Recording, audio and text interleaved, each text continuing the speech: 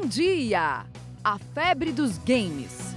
Cheguei a jogar 16 horas seguidas. Mas será que dá pra fazer dessa paixão uma aliada à saúde?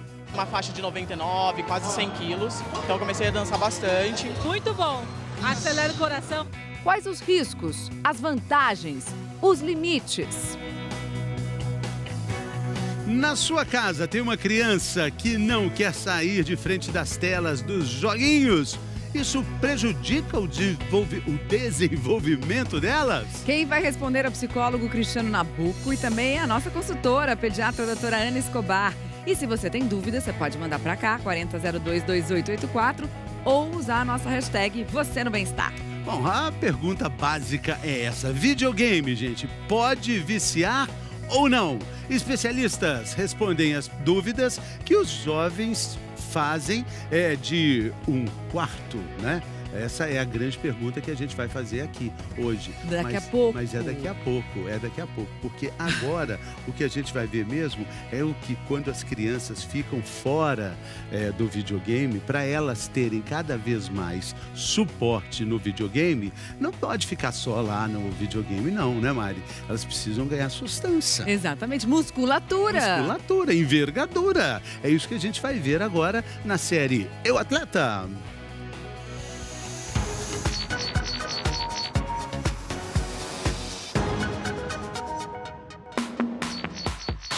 Fala galera, meu nome é Júlio, sou gamer. Jogo aproximadamente há 15 anos e atualmente eu venho jogando jogos mobile. Então eu passo muito tempo jogando, em torno de 10 a 12 horas por dia. Eu já cheguei a jogar 16 horas seguidas, sem me alimentar direito, sem tempo para descanso, chegando até a emagrecer. O uso exagerado da visão em cima desses dispositivos pode gerar alguns desconfortos. Então começa a ter dor de cabeça, embaçamento. Nesse período, eu passei a ter alguns problemas, como na visão, necessitando de óculos. Quem está mais predisposto a ter esse tipo de alteração? Quem tem mais cansaço no fim do dia? As pessoas que têm alguma alteração ocular prévia. Por exemplo, um astigmatismo, uma hipermetropia. O que eu posso fazer para estar sanando esses problemas e para estar evitando problemas futuros? Eu gosto muito da regra do 30-30-30. O que significa isso? A cada 30 minutos de jogo, para por 30 segundos, olhando a 30 metros. Como que alonga o olho? Olhando para longe. As pesquisas mostram pra gente que ficar muito tempo jogando acaba atrapalhando a nossa atividade cerebral. A gente fica com uma mente mais cansada. Eu não tinha disciplina, conhecimento sobre os problemas que poderiam ocasionar na minha saúde. Isso vem me trazendo alguns malefícios, como dores nas costas. Sentar, apoiar a lombar, deixar a lombar bem apoiada e apoiar os braços, para que não canse também os ombros, né, de ficar numa mesma posição. Muitas vezes eu viro madrugada jogando. Então coloque atividade esportiva, atividade social, e você também saia com seus amigos. Outra dica que é fundamental é fazer fortalecimento. E fazer um pilates, por exemplo. O pilates ele é muito bem indicado, porque além de fortalecer o corpo de uma forma global, ele não agride as articulações e ele não tem impacto na articulação.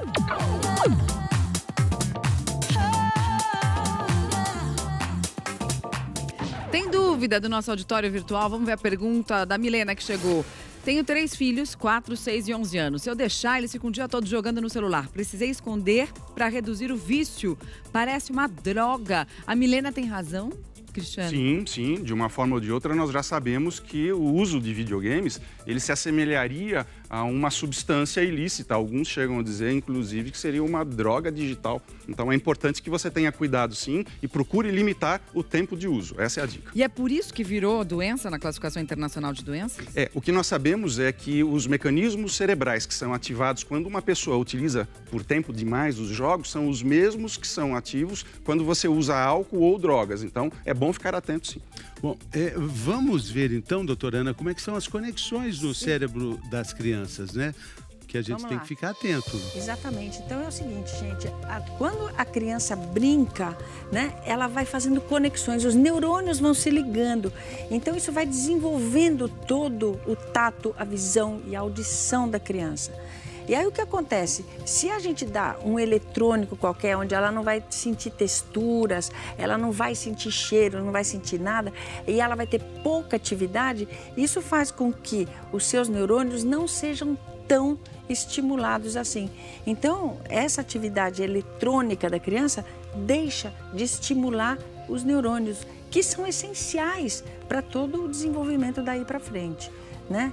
Então, gente, olha, mais importante, Sociedade Brasileira de Pediatria, não dê eletrônicos para as crianças com menos de 2 anos de idade. E não é que não é para dar de Natal, né? É para não dar de jeito nenhum, né? Até elas chegarem aos 2 anos, né? Para não distraí-las com eletrônicos, né? Exatamente. É muito tentador. Nos restaurantes a gente vê. Exato. Os pais estão lá tranquilos, almoçando, jantando, e a criança está lá com o tablet ali, quietinha. Totalmente hipnotizada, muda, e o jantar está sendo servido na boa. Mas a criança tem menos de 2 anos, e é sobre isso que a senhora está falando, né? É exatamente sobre isso que eu estou falando, com menos de 2 anos. E quais são os sinais de que uma criança ou um adolescente estão viciados em telas? Olha, essa pergunta é muito importante porque muitas vezes, inclusive quando damos nos restaurantes, esses telefones acabam virando uma babá eletrônica digital, o que é terrível, né? Então, um dos pontos, um dos sinais que a gente observa é quando essa criança ela não quer mais se desconectar. Quando por alguma razão você tem que tirar o celular e ela fica irritada, ela fica agressiva, ela faz birra. Então isso já é uma dica importante de que o tempo de utilização ele já excedeu, Mário, o que seria adequado. E se você quer saber todos os sinais para saber se seus filhos estão dependentes de conexão, de internet, de telas, tem um teste no nosso site, g1.com.br/bem-estar. Bom, mas aí acontece algumas vezes, essas crianças, esses adolescentes acabam virando estrelas de grandes competições que acontecem ao redor do mundo.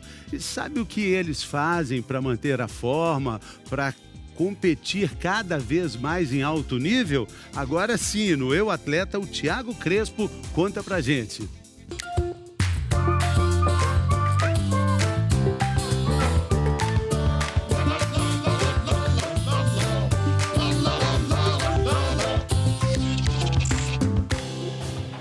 Se você acha que a única movimentação deles é essa daí na tela, tá errado. A pessoa pode até começar sedentária, mas ela logo percebe, quando começa a fazer atividade física, ela percebe, nossa, isso muda muito, eu preciso disso e é muito melhor dessa forma.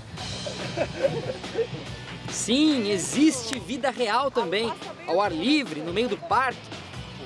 Ser um cyberatleta não é sinônimo de sedentarismo, não. O tempo que eles ficam sentados, como eu mencionei, de 8 a 10 horas pelo menos, carece de um alongamento de musculatura esquelética e de fortalecimento dessa mesma musculatura também para conseguir aguentar longos períodos. Movimentos simples, mesmo que por pouco tempo, fazem total diferença. Melhoram a postura, previnem tendinites e lesões por esforço repetitivo e dão mais fôlego a quem precisa tomar decisões a todo instante.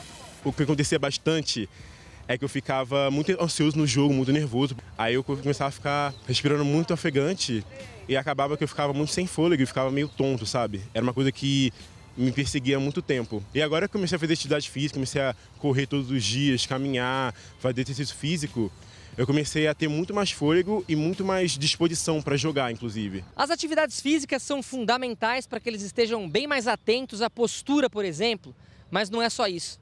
Os exercícios ajudam num outro aspecto muito importante na vida de todos os gamers, a concentração, o psicológico.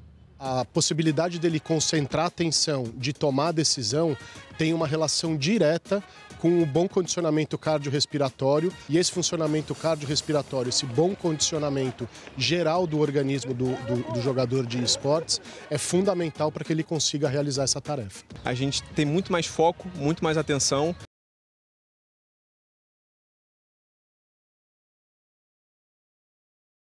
Mas se é para evitar o game over, vale a pena. Rola uma preguicinha quando você acorda de manhã e fala, putz, tem que ir pro parque, seria mais legal jogar um videogame agora aqui. Cara, não vou mentir não, às vezes quando eu acordo 9 da manhã, 8 da manhã dá uma preguicinha, mas faz parte da nossa rotina, vai ser bom pra gente, então a gente faz um esforcinho a mais. 1, 2, 3, voltei! Olha que incrível, né? Claro que rola uma preguicinha, mas se quiser melhorar no game, precisa praticar atividade física também, porque tudo é uma questão de equalizar as atividades, né, doutora Ana? Exatamente, é tudo uma questão de equilíbrio, né, na vida. Então vamos ver aqui, né, dá pra gente ver, olha, gente, para as crianças também isso é super importante, olha. Tudo é importante, a gente tem que passar o tempo com os pais, as brincadeiras e o tempo de tela. Se o tempo de tela aumenta muito, claro que esse resto aqui vai diminuir. Então, na vida, tudo é uma questão da gente equilibrar, equalizar, saber quando que a gente está ultrapassando os limites. Tem mais uma dúvida do nosso auditório virtual, a pergunta do Márcio Freitas. Como tirar os eletrônicos dos filhos? A pergunta de $1 milhão, Márcio.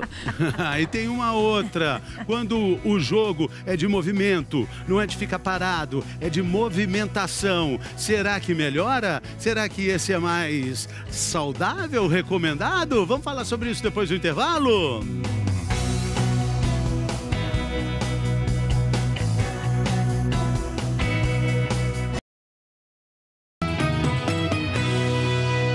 Faz tempo, né, que videogame não se joga mais só assim sentado, não. Dá até pra emagrecer jogando. Vamos ver Michele Loreto dançando no videogame. É dança e é game. A febre entre a galera que gosta de jogar pode ser uma aliada para sair do sedentarismo. O Luiz que o diga, hein? Perdeu 27 quilos assim, dançando, jogando. Tava aí numa faixa de 99, quase 100 quilos, então eu comecei a dançar bastante, porque aí basicamente eu peguei amor pelo que eu faço e eu comecei a usar isso ao meu favor. Quando você ouve, às vezes está no mercado, dá vontade de sair dançando.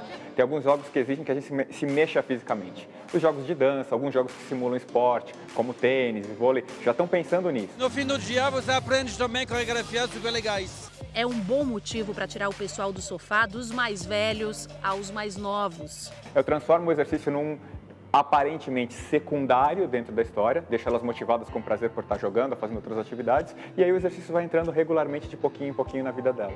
Então, quantas horas que eles vão fazer do game, do exercício game? 2 horas, 3 horas? Ok, que eles vão estar se exercitando. Luiz e a Aline falaram que é fácil.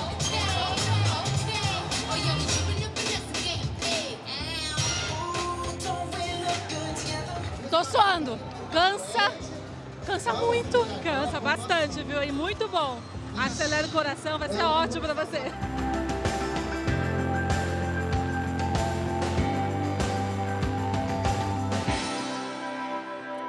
Eu arriscaria. Arriscaria, né? Acho que Mimi foi bem. Mimi foi bem, muito bem. Bom, a pergunta do bloco anterior, né? É como...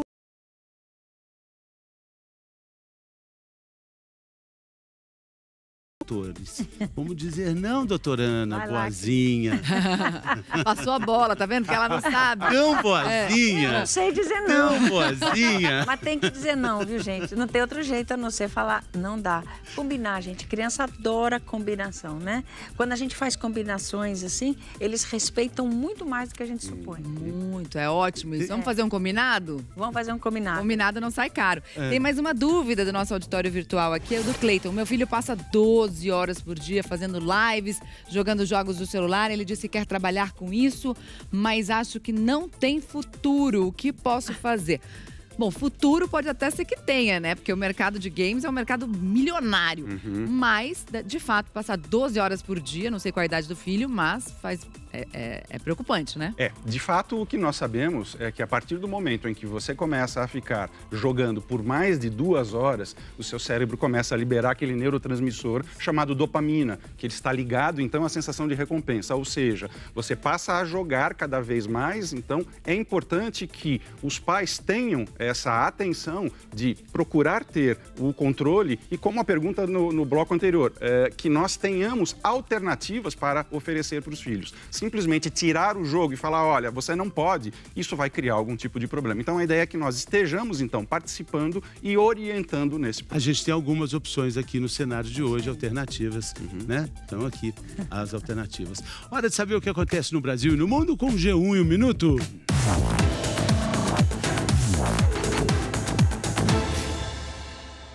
Olá, Olá, bom dia. De janeiro a setembro desse ano, o número de mortes violentas no Brasil caiu 12% em relação ao mesmo período do ano passado.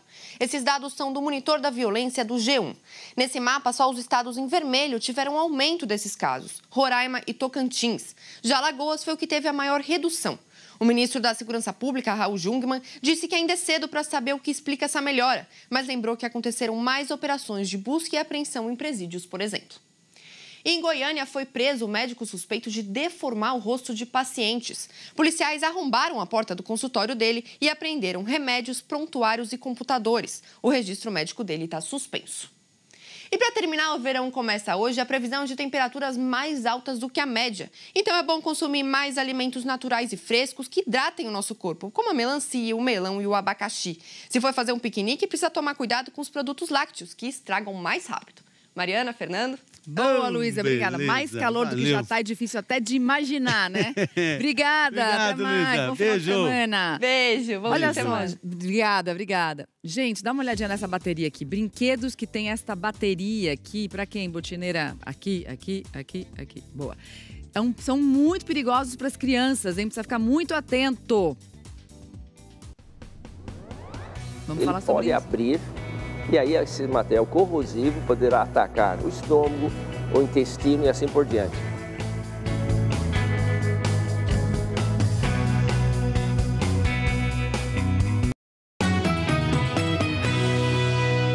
Saúde, estamos de volta, contagem regressiva para o Natal. Muita gente comprando presentes, as lojas estão vazias? Imagina, uma loucura. Mas no que você realmente precisa prestar atenção na hora de comprar os presentes? Valéria Almeida conta tudo pra gente. Um agrado pro filho, pro neto, pro amiguinho da escola. No meio de tantas opções, é preciso manter o foco na hora de comprar os brinquedos da criançada. E aqui a gente não está falando de preço, está falando de segurança. Eu procuro ser mais ou menos de acordo com a idade e coisa não com muito barulho demais para o pai e mãe não ficar muito bravo, esse tipo de coisa. Questão educativa mesmo para as crianças, acho que isso que é bacana a gente prestar atenção. Agora, por acaso você olha se tem o selinho do Inmetro lá? Não olho. Não olho, acho que nunca prestei atenção nisso não. Quando você estiver escolhendo, não esquece de observar se tem o selo do Inmetro, que garante que o brinquedo foi testado e aprovado. E olha bem a classificação etária.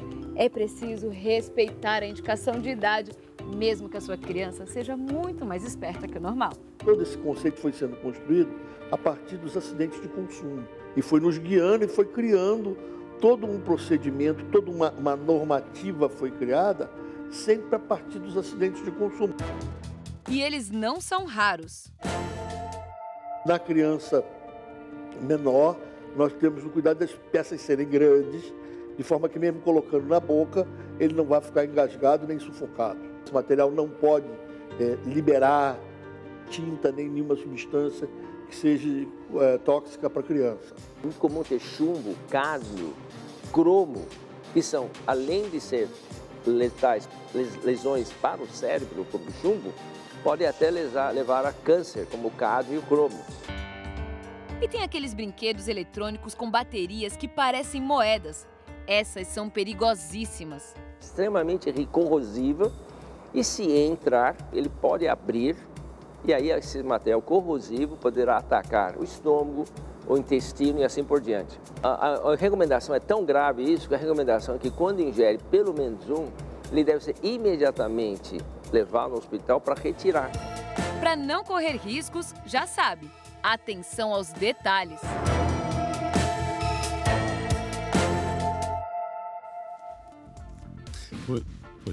Pois então, vamos ver, tem uma pergunta. Indiquei, doutorando. Olha lá, Andréia, é verdade que o videogame também pode estimular a inteligência e o raciocínio? Estamos falando das partes ruins e agora também vamos falar se o raciocínio e a inteligência são pontos favoráveis. Então é isso aí, gente, tudo está no equilíbrio, é aquilo que a gente fala. Se você fica só jogando videogame 10, 12 horas por dia, você está estimulando uma parte do seu cérebro em detrimento de outras. Então, se você joga até 2 horas, tá bom, você estimula um pouquinho, mas todos os outros estímulos visuais, táteis, são também super importantes. Onde está o segredo? No equilíbrio. Mais uma dúvida. Olha só, doutor Cristiano Paulo quer saber, jogo de tiro pode deixar a criança mais agressiva?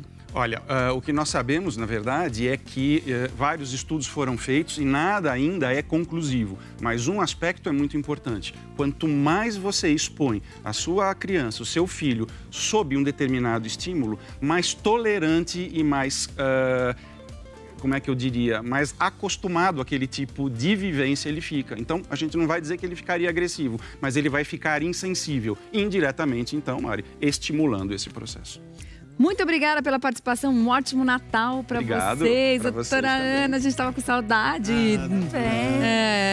Brincamos aqui, doutora Ana? Achei que ia jogar botão. Agora vocês vão brincar de tudo. Vai, joga.